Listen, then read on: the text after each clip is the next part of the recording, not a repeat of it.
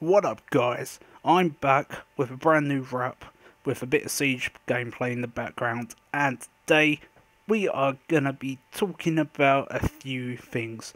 One of them being why I haven't been uploading. Two of them will be kind of more family kind of things. So let's get stuck right in. First reason why I haven't been uploading, it's been about a month now.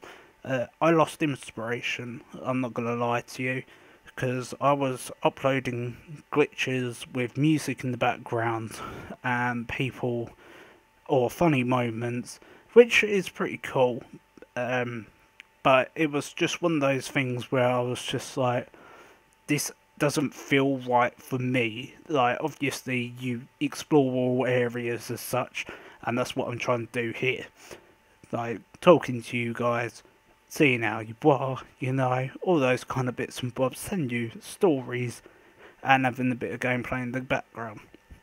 So, like I say, I lost a bit of inspiration, but also I actually lost my real life job, which is a pain in the bum, let's be honest, because who likes losing a job? You know what I mean? So, it's been a while, let's put it that way. It's been, like I say, about a month-ish since I haven't uploaded, uh, and also there's been many other things.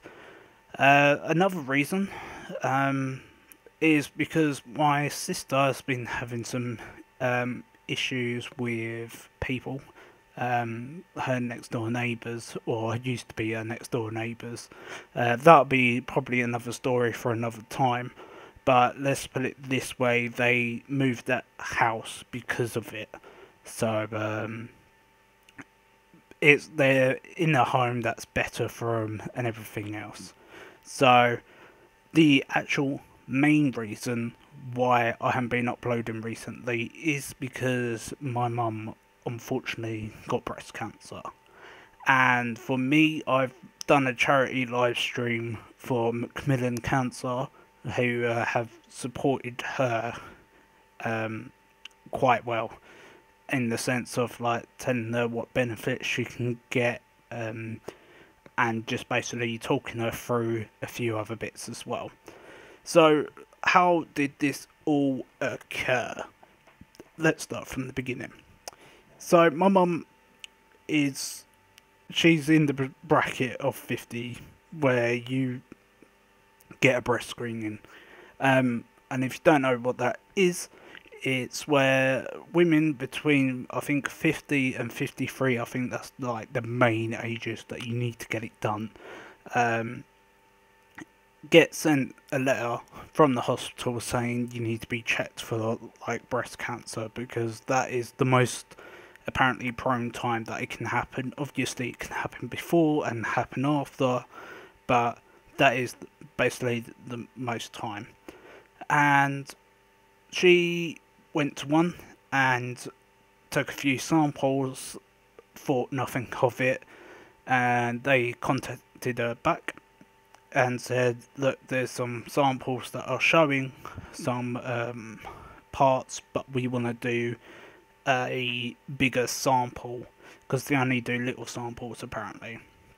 But they said, we want to do bigger samples to definitely confirm their suspicions. So at this time, my mum wasn't really worrying about it. She wasn't like, she didn't tell me or anyone really. Only her and her boyfriend knew about this, and he's been completely supportive with her and everything else. So they kind of went back and forth, and I had my friend round at the time, and they said, "Oh, we're not going to go bingo," because they said that we're going to go bingo, and so I was like, "Well, why don't you go bingo? Go bingo." And they're like, "No, no, no, I don't want to go bingo." And I was like, "Okay." So me and my friends watched Game of Thrones, and after that, he left because it was getting quite late at that time. So he left, and I get called by my mum saying, come down to the end where the kitchen is.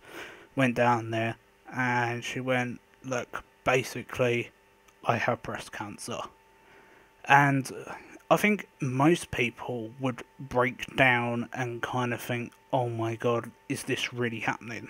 Kind of thing. But for me, I kind of was a bit more positive about it, as in the sense of I was saying to well, um, it is a traumatic thing, but you need to be positive about it, because if you always be negative about things, it's difficult to make it more of a positive thing. It's like when you're sad, like you get slightly depressed, but if someone makes you smile, then you can obviously bring yourself up and they will bring you up as well. So we were given like nicknames saying like one tit and like all these bits and bobs, and just trying to make her smile basically. And then like she said, she's got breast cancer. She explained it, but the doctor said that it was contained. So they were kind of like, it's contained, but he was also saying that it needs to be done basically. And for, like she said, I got to go home, I got to think about it. And she had a thought about it, and was, because the operation was in 3 weeks' time at that point, and she was thinking about it, and she went, why is it contained? It's not hurting me, and why do they need to remove, obviously, her boob because of this reason? And she couldn't get that in her head. She's like, no, there's got to be more to it, because my mum's quite a logical person. Like, if there's anything like not right or doesn't seem right, she's got to have all the answers as such to make it a logical thing, because she's quite an intelligent person. So they went back about a week or two later and went, look, why do I need this? Like, why do I need it done if it's not hurting me and this, that and the other?